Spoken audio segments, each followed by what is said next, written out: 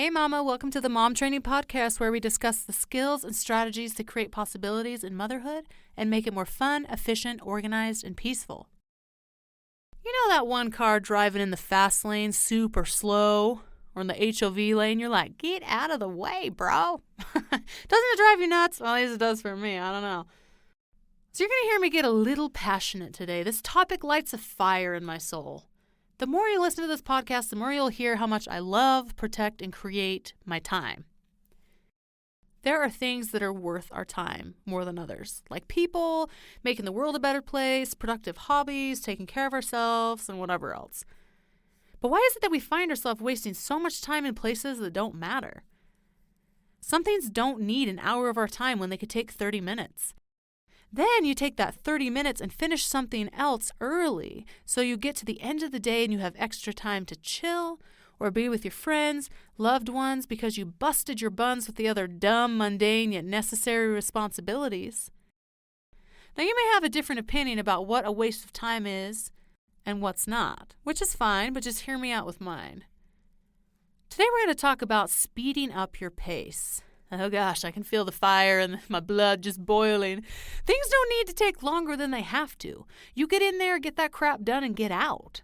Especially things that don't need extra care and attention. Like those moments are not special moments, like cleaning the bathroom, doing the dishes, grocery shopping, even cooking. They don't have to be some romantic ritual that we do every day. You get in, you do the job, quickly and efficiently, I would add, and get out.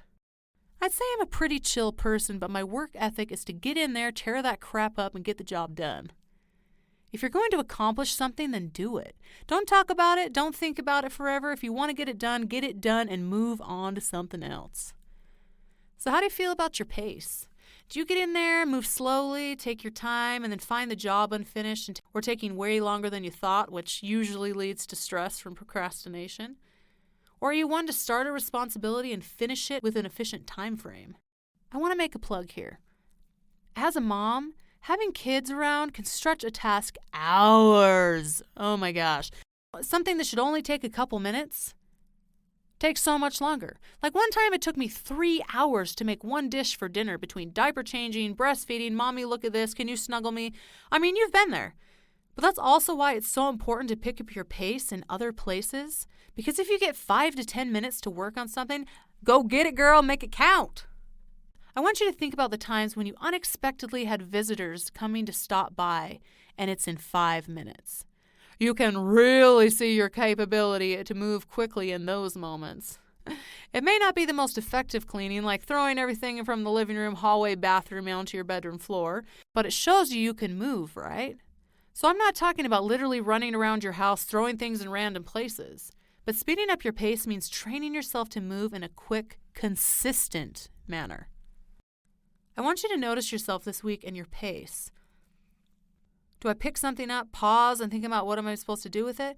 Or do I think as I'm walking to put it away? Does it take me 6 seconds to scrub a fork clean or 2?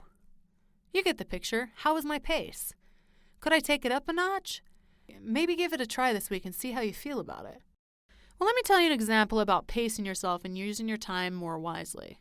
This is where it's really going to drive me crazy talking to you right now. So I'm a holistic nutrition specialist, and the program included a couple cooking classes. One of my classes was a whole foods class. Oh, it was such a cool class. Loved all the different colorful, tasty dishes we created. Learned so many awesome things and ways to cook and eat fresh foods. Loved the people, the teacher was awesome, and gosh, everything was just so yummy when we ate our creations at the end of the class each day. Anyway, there was one thing that bugged me about the class. Now let me first explain. The people I went to school with were very conscious people. They shop at farmers markets, live very close to the earth, and want to protect it. They have a great sense of gratitude that they carry with them, and it was and is a beautiful thing to be a part of. The one thing that started to get my girdle was the idea of mindfulness in the class. I love the idea of being mindful about our food, where it came from, and being grateful for each step, process, and piece of getting the food to us and preparing it. But this class went a little too far for my liking. Each class we had discussed at the end about how we were mindful and how we were growing in mindfulness. So as the class started to progress, let me just tell you a little bit about the teacher. She is a cook for like very important people. She actually started a company that would work for the NFL. She is so awesome. She'd go in and cook all these meals in their house and teach them how to cook and do all this kind of stuff. So presentation for her is key. I mean, especially when you like own a company like that, nutritional presentation is key. Now, I don't know about you, but as a mom, I don't give a crap what the thing looks like. If it tastes good, that's the goal. If I can get the kids to eat it, that's the goal. If it looks beautiful on the plate, like maybe I'll try a little extra harder, like maybe when someone's coming to visit or something. But I mean, come on, like when we're actually eating dinner or lunch or breakfast, I'm not like, here, let me put a little piece of green, like really pretty on your your eggs, or, let me make sure that the jelly is just perfect on your piece of toast here, That's just not, I mean, I don't really think any mom does that, okay? So that's why it was kind of unrealistic for me, because I was pregnant with my second at the time when I was taking these classes, and I was like, look, I ain't got time for this. I mean, this is great to learn how to make food look really nice, but I don't have time for this. So the thing that started to really get to me was, for example, they would take, we did like a root vegetable, like cooked root vegetables. So that means like, yellow beets, red beets, sweet potato, carrot, whatever other root vegetables there are that are all these different colors. So they would take and chop all of the different things, and then they would like place one piece individually on the pans because they didn't want the colors to touch. Because if the colors touched, then it would like dye the one next to it like that color. So they would like, put oil on the one color and then they'd put individually like on the tray. I'm like, shoot, man, I don't care if these things turn all purple, or all orange, whatever. Like you put the stuff in the bowl, you mix it in with some oil, some seasonings, you throw that stuff on the pan and you pop it in the oven and set a timer and you go do something else, So there were like many examples like that where it was like, okay, like this is not productive for a mom. Now, most of the people in there were either single, maybe only had like one kid, or their kids were like older or something. So I felt like I was kind of the minority of the moms of being like, hey, look. So anyway, like it kind of got me thinking like, well, what am I mindful for in this class? And because it's not like, I don't sit there and like, pet my sweet potato like and be like, you are just so awesome for being here. Sometimes I try to be more mindful with that, be like, this is really awesome. Like, thank you so much. Like, especially with meat after taking this class, like, I'm like, thank you so much for like giving of yourself, that I can like eat you, because it's a life, we're like eating like an animal, so it's like I've started to be more mindful and stuff like that. But so at the end of the class, we kind of like talked about what we had learned about mindfulness because it was like a major focus. And, and I just shared like, this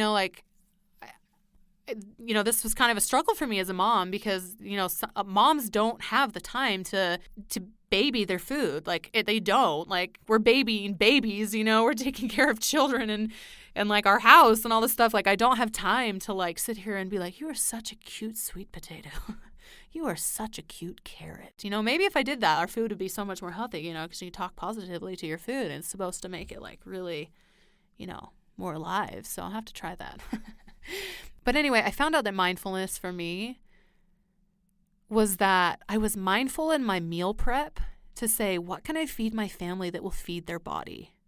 And then also mindful in the fact of I'm going to make sure that when we sit down as a family at the table for dinner, that it's a peaceful moment, it's healthy food that's prepared, and we can enjoy it together. That's my mindfulness. That's where I take my mindfulness for. If I am grateful that moment is created, that we can share it together and have healthy food that feeds our body. Like that is my mindfulness. Pretty sure I went on a tangent there.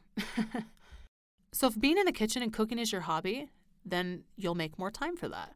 I actually really enjoy cooking and experimenting with new recipes, spices, ethnic food, whatever else. But the love of cooking has definitely lessened since becoming a wife and mom because I feel like I'm in the kitchen all the time. So if you're like me and you don't particularly enjoy being in the kitchen all the time and want to get in and out, then learning how to pick up the pace to get the healthy food on the table in a quick, efficient manner, then we're buddies, man. We will talk more about other ways to save time in the kitchen, another podcast. But either way, if you enjoy spending time in the kitchen more than the rest of us, then wonderful. Someone has to love it, I guess, so I'm really glad that you do. All right, so why is it important to pick up the pace? Well, it goes back to our own mental health and how to deal with other people. There's nothing more frustrating when a task continually stays unfinished. Now again, some things never seem to be finished, like the vomiting house monster. At least that's what I call it. You know what I mean? You clean an entire area, you turn around and bleh, somehow it's a crazy disaster again. It's unending. But anyway, picking up your pace makes it so you can take the things that are not so important and get them done quickly and efficiently so that the things that are important to you, which it could be your hobbies, it could be your family, it could be your spouse, your partner, your work, whatever it is that's important to you, that's what your time is for instead of wasting your time on random crap. So here are 2 ways to speed up your pace. 1, take care of yourself. You are only going to be able to move quickly if you feel good. I have noticed that when I'm tired or don't feel well, I move a lot slower and things don't happen as quickly. Now, honestly, we can push ourselves to move at a faster pace, but a lot of times it feels like haste and we end up feeling stressed. I hate rushing and really dislike how it makes me feel. But being able to move quickly and not get stressed about it comes with being well rested and taken care of. When you're tired, don't have the best nutrition, and especially if you're dehydrated, your body moves slower and it takes longer to do things. Number 2 is stop getting distracted. When you have something to do, put the phone down. Have a defined goal to accomplish it. I'm going to wash the dishes on the one side of the sink and accomplish that until it's finished. I used to get so frustrated that I would feel like I was working so hard and diligently on something and it seemed to always be a mess. That is why setting a defined goal is so important. Then stick to it and you can follow through until it is finished instead of getting distracted with another project, area to clean, or an exciting, cute dog video. Focus on one thing, drill it, and get her done, and then pick a new area and goal. Girl, I know that you are capable of picking up the pace and creating more time for what you love. You can do it. Starting to slowly pick up your pace just one step at a time in your actions will make your life so much more relaxed. So if you're listening on your phone, go ahead and pick up that beautiful device right now. Now go ahead. Go to your contacts and find another mama or 2 or 3 and shoot them a text saying, dude, you got to check out this podcast, the Mom Training Podcast. Oh my gosh, I love it so much. What you like about it? Yeah, go ahead. I'll wait a minute while you send it. No, but for real though, text a mama, share it on your social media, get other mamas involved. She deserves to feel joy and be organized as well, and you might be the friend who introduced her to exactly what she needed. Mama, you are awesome. You're beautiful, amazing, and so important.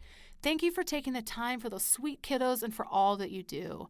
I hope you can start to pick up your pace and be able to feel more peace about getting things done faster and more efficiently.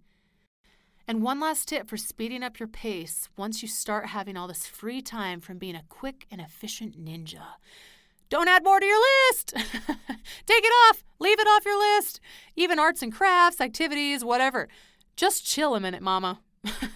Learn to enjoy the chill, fun, non-busy time. Reduce your stress, become a yoga-loving peace giver like we talked about in an episode before, and have a great day, mama, and see you next Tuesday on the Mom Training Podcast.